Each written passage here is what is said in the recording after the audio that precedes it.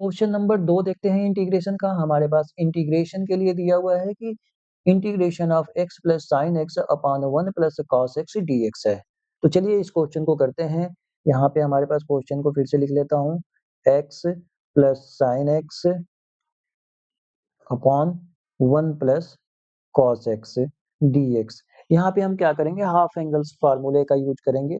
तो सबसे पहले x साइन x में हाफ एंगल फार्मूला लगाएंगे तो 2 sine x by 2 cos x by 2 लिख सकते हैं। इसी तरीके से नीचे यदि 1 प्लस कॉस x को हम लिखना चाहें तो वो चीज हो जाती है 2 cos square x by 2 dx। ठीक है, सेपरेट कर दो आप। x upon 2 cos square x by 2 dx plus integration of 2 sine x by 2 cos x by 2 upon 2 cos square x by 2 dx ऐसे लिख सकते हैं। इधर वाली क्वांटिटी को 1 by 2 x sec square x by 2 dx हम कर सकते हैं। और इधर आप देखो 2 से 2 कैंसिल हो गया, cos x बाई 2 से एक cos x बाई 2 कैंसिल हो गया, तो यहाँ पे हो जाएगा tan x बाई 2 dx। ठीक है, यहाँ से 1 बाई 2 को आप ले लो बाहर तो बचेगा x sec square x by 2 dx plus tan x by 2 dx। यदि हम आइलेट का यूज करें यहाँ पे तो इंटीग्रेशन बाई पार्ट्स लगा सकते हैं। तो ये फर्स्ट पार्ट हो जाएगा, ये सेकेंड पार्ट हो जाएगा और यहाँ पे हम लगा देते हैं इंटीग्रेशन बाई पार्ट।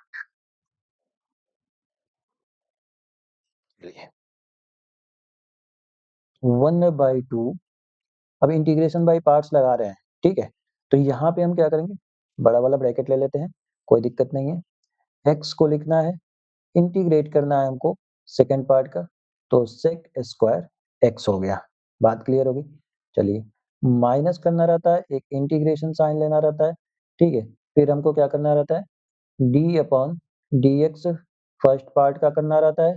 ठीक है, इंटीग्रेशन करना रहता है सेकेंड पार्ट का। ठीक है, और पूरे का हम कर देते हैं फिर से इंटीग्रेशन। और ये जो दूसरी चीज है हमारे पास, इसको भी आप लिख लो, integration of tan x by 2 dx। बात क्लियर हो गई। ये पहले वाले पार्ट का इंटीग्रेशन है जिसको हम बाई पार्ट से सॉल्व कर रहे हैं, और ये दूसरा है जो यहाँ पे लिखा हुआ है।